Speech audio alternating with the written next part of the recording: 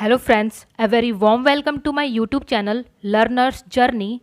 Today we will discuss about a most important topic which is qualities and qualification of a chemistry teacher. So guys, जो आज का हमारा topic है वो related रहेगा pedagogy से।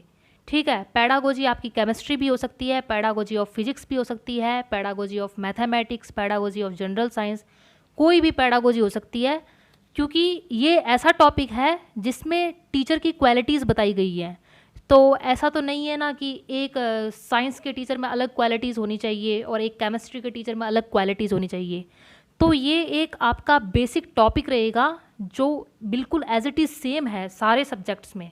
तो आप कोई से भी सब्जेक्ट से हो, आप सब में ये वाला क्वेश्चन ईजीली अटेंड कर सकते हो। तो चलिए गाइस स्टार्ट करते हैं।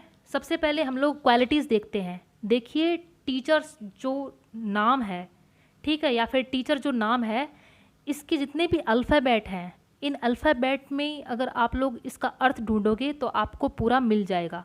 तो यहाँ पे मैंने सबसे पहले टीचर नाम से ही रिलेटेड अल्फ़ाबेट बता रखा है कि इनका मतलब क्या होता है और एक टीचर को कैसा होना चाहिए। तो सबसे पहली बात, एक टीचर को टी से मतलब ट्रुथफुलनेस या फिर टॉलरेंस होना चाहिए। मतलब एक टीचर को अपने काम के प्रति ईमानदार रहना चाहिए। ठीक है, अगर आप बच्चों के साथ में बेईमानी करोगे, काम चोरी करोगे उनके सामने, तो आप एक अच्छे टीचर नहीं बन सकते। ठीक है, और एक अच्छे टीचर की एक ये क्वालिटी होती है कि वो टॉलरेंट होना चाहिए, किसी भी कंडीशन में अपने आप को ढाल ले। तो टी से ये मतलब हो गया। ई से मतलब क्या हो गया? एंथुजियाज्म या एनर्जेटिक। एक शिक्षक को एनर्जेटिक होना चाहिए। अगर आप क्लास में जाके बच्चे को ढीले ढाले तरीके से पढ़ाओगे तो ये कोई अच्छी क्वालिटी तो है नहीं, उसमें बच्चे उल्टा बोर होंगे, है ना। और टीचर को एंथुजियास्टिक होना चाहिए, उत्साहित होना चाहिए, उसे मतलब इतनी ईगरनेस होनी चाहिए अपने सब्जेक्ट को लेके कि यार मेरे को इतना बढ़िया पढ़ाना है बच्चों को कि बच्चे सोचे कि हाँ यार कुछ तो बात है इस टीचर में, है ना। तो एक एंथुजियास्टिक होना चाहिए। आगे है ए से एक्यूरेसी या फिर एटीट्यूड। मतलब एक टीचर का इतना इफ़ेक्टिव एटीट्यूड होना चाहिए क्लास में कि बच्चे उसको फॉलो करें, क्योंकि एक टीचर जो होता है वो बच्चों का रोल मॉडल होता है। बच्चे कॉपी भी करते हैं अपने टीचर को देख के, तो उसका एटीट्यूड इतना इफ़ेक्टिव होना चाहिए। और दूसरी बात, साथ ही साथ एक्यूरेट भी होना चाहिए। अगर आपका नॉलेज सही से नहीं है, अगर आप क्लास में पढ़ा रहे हो तो आपका एटीट्यूड वैसे ही डाउन हो जाएगा, है ना। तो एक्यूरेसी भी होनी चाहिए। नेक्स्ट है सी, कमिटमेंट या फिर कॉन्फिडेंट। ठीक है, एक टीचर को कॉन्फिडेंट होना ही चाहिए। अगर आप क्लास में जाके घबराओगे तो फिर बच्चों को कैसे पढ़ा पाओगे, है ना। क्योंकि देखिए, जो बीएड में हम लोग ट्रेनिंग करते हैं उसमें हमसे माइक्रो टीचिंग करवाई जाती है, लेसन दिलवाए जाते हैं, है ना, इंटर्नशिप करवाई जाती है। ये किस चीज़ के लिए है? मतलब क्वालिटीज़ डेवलपमेंट हो, अपने अंदर कॉन्फिडेंस डेवलप हो, ताकि हम लोग जब क्लास में बच्चों को पढ़ाने जाएं तो घबराएं नहीं बच्चों के सामने, है ना। तो एक टीचर को कॉन्फिडेंट होना चाहिए। और कमिटमेंट तो आपने सुना ही होगा कि एक बार जो कमिटमेंट कर दी तो मैं अपने आप की भी नहीं सुनता, है ना।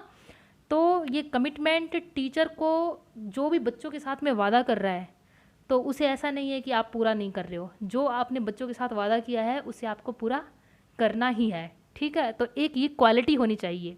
एच से ऑनेस्टी और हार्ड वर्क। एक टीचर को हार्ड वर्क होना चाहिए।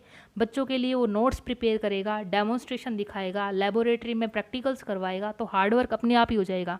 तो ये हार्ड वर्क वाली क्वालिटी होनी चाहिए। ऑनेस्टी होनी चाहिए, ईमानदारी में। आपको अपने काम के प्रति डेडिकेट रहना है। ऐसा नहीं है कि प्रिंसिपल आया उसको दिखाने के लिए आप थोड़ी देर के लिए डेडिकेटेड हो गए। आपको एवरी टाइम जब भी आप बच्चों के कांटेक्ट में हो उस टाइम आपको ऑनेस्ट रहना है। ठीक है। नेक्स्ट है ई, एम्पैथी, ईगरनेस। अब देखिए, आपको किसी भी बच्चे के प्रति सहानुभूति तरीके से पेश होना है। ठीक है, आप अपनी फीलिंग्स को बच्चों के साथ में शेयर कीजिए, बच्चों की फीलिंग्स को आप समझिए। तो मतलब आपको एक एम्पैथी वाला माहौल वहाँ पे क्रिएट करना है। नेक्स्ट है रिसोर्सफुलनेस और रैशनल थिंकिंग। देखिए, आप अच्छे टीचर तभी बन पाएंगे जब आप में एक रैशनल थिंकिंग होगी। आप डाइवर्जेंट थिंकर होंगे, है ना। अलग अलग डायरेक्शन में आप लोग सोचेंगे, किसी भी प्रॉब्लम के आप 100 तरह के सॉल्यूशन निकालेंगे। तो आपको रैशनल थिंकर बनना है। तो ये एक अच्छी क्वालिटी है एक अच्छे टीचर की, और केमिस्ट्री टीचर में तो ये होना ही चाहिए। ठीक है। और रिसोर्सफुलनेस आपके पास टीचिंग एड्स होने चाहिए। बिना टीचिंग एड्स के आप साइंस वाला सब्जेक्ट कैसे पढ़ा दोगे, है ना। तो ये क्वालिटीज़ हैं, ये कुछ एक क्वालिटीज़ आप में होनी चाहिए। तो ये एक केमिस्ट्री टीचर की, या हम लोग कह सकते हैं साइंस टीचर की, या बायोलॉजी टीचर की, फिजिक्स टीचर की, ये क्वालिटीज़ होनी चाहिए। अगर ये क्वालिटीज़ आप में है तो आप मान लीजिए कि आप बढ़िया टीचर हैं, है ना। तो ये कुछ एक क्वालिटी है जो कि एक अच्छा शिक्षक बनाती हैं। अब नेक्स्ट, क्वालिफ़िकेशन क्या होनी चाहिए। तो क्वालिफ़िकेशंस में अब देखिए, बेसिक एकेडमिक क्वालिफ़िकेशन होनी चाहिए आपके पास, है ना। प्रोफेशनल ट्रेनिंग होनी चाहिए आपके पास, और आपको प्रैक्टिकल नॉलेज होनी चाहिए किसकी, चाइल्ड साइकोलॉजी की, है ना। अगर आप बच्चों को ढंग से नहीं समझ पाओगे तो फिर आप टीचिंग अच्छी तरह से नहीं करवा पाओगे। तो ये कुछ एक क्वालिफ़िकेशंस होनी चाहिए। देखिए बेसिक जो एकेडमिक क्वालिफ़िकेशन है, यहाँ पे हम लोग केमिस्ट्री की बात कर रहे हैं। तो केमिस्ट्री 11th-12th में बच्चों को पढ़ाता है स्कूल लेक्चरर जो होता है, तो उसके पास में एमएससी होनी चाहिए। तो एकेडमिक क्वालिफ़िकेशन उसके लिए क्या है, एमएससी। अगर आप लोग यहाँ पे अगर साइंस से रिलेटेड आपका पेडागोजी सब्जेक्ट है तो आप लोग यहाँ पे बीएससी लिख दोगे, है ना, ट्रेंड ग्रेजुएट टीचर वाला। तो नेक्स्ट है प्रोफेशनल एजुकेशन।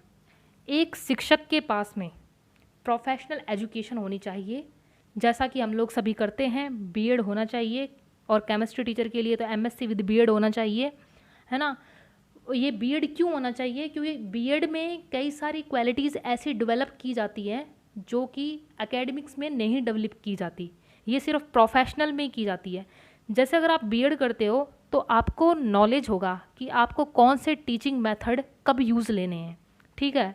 और आपको बच्चों को लेसन प्लान और यूनिट प्लान एकदम बना के और फिर उसके बाद में आप प्रेजेंट करोगे लेसन, तो उसका कुछ अलग ही इंटरेस्ट है, तो ये भी आपको आएगा। और अगर आप केमिस्ट्री टीचर हैं और आपने बीएड किया है तो आपको लेबोरेटरी का ऑर्गेनाइजेशन कैसे करना है, उसका मैनेजमेंट कैसे करना है, ये सारी बातें आपको सिखाई जाएंगी। केमिस्ट्री जो लाइब्रेरी है उसका मेंटेनेंस कैसे करना है वो आपको बताया जाएगा। और एक इवैल्यूएशन के लिए कौन सी टेक्निक्स हमें यूज़ लेनी है, तो ये वाली सारी बातें हमें प्रोफेशनल एजुकेशन में बताई जाती हैं। तो एकेडमिक्स के साथ साथ प्रोफेशनल ट्रेनिंग इसलिए ज़रूरी है क्योंकि ये कुछ एक मेथड्स हैं जिनको हम लोग अच्छी तरह से सीख पाते हैं।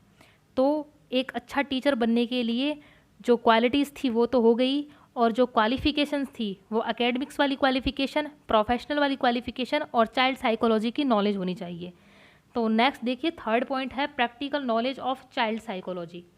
देखिए, जब तक आपको चाइल्ड साइकोलॉजी की नॉलेज नहीं है, जब तक आप बच्चों के मेंटल लेवल को नहीं समझ पा रहे हो या फिर बच्चों के बिहेवियर को आप नहीं समझ पा रहे हो, तब तक आप अच्छे टीचर नहीं हो, है ना।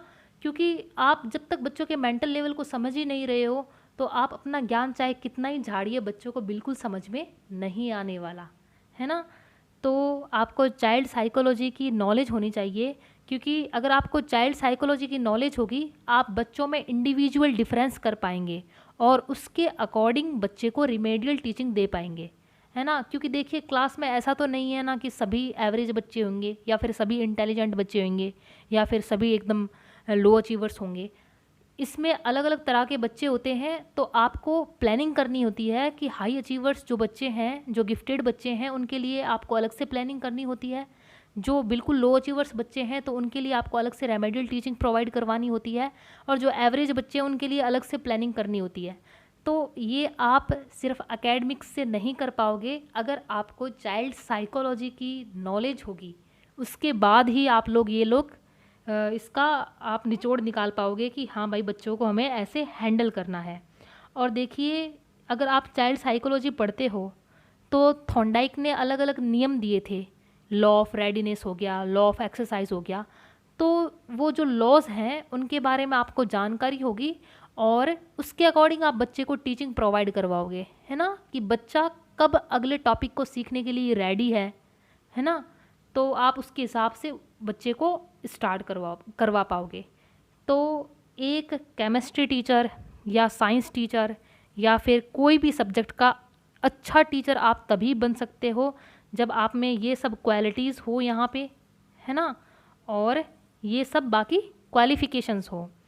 तो आई होप गाइज़, मुझे लगता है कि आपको ये टॉपिक समझ में आया होगा। अगर आपको ये टॉपिक अच्छा लगे, समझ में आए, तो आप इस चैनल से जुड़ सकते हो, क्योंकि ये चैनल स्पेसिफिक बीएड के कोर्सेज़ यहाँ पे करवाए जाते हैं और अलग अलग जो ऑप्शनल आपका चलता है वो भी करवाया जाता है और जो कंपलसरी आपके सब्जेक्ट चलते हैं वो भी करवाए जाते हैं। अलग अलग से सबकी प्लेलिस्ट बनी हुई है, आप लोग वहाँ पे चेक कर सकते हो। और प्लीज़ आप अपना फीडबैक कमेंट बॉक्स में मुझे दीजिए, ताकि मुझे भी मालूम पड़े कि मैंने क्या गलती की है और क्या मुझे सुधार करना है। सो गाइज़, मैं भी एक लर्नर हूँ, सो प्लीज़ आप लोग अपना फीडबैक दीजिए। सो नेक्स्ट वीडियो में मिलते हैं। Bye bye, take care. So guys, I hope this session will be helpful for all of you in any form. If you like this video, then subscribe Learner's Journey and press the bell icon for more notification, and share it with your colleagues, and do not forget to leave your comment in comment section for your valuable feedback. Thank you guys. Thanks for watching.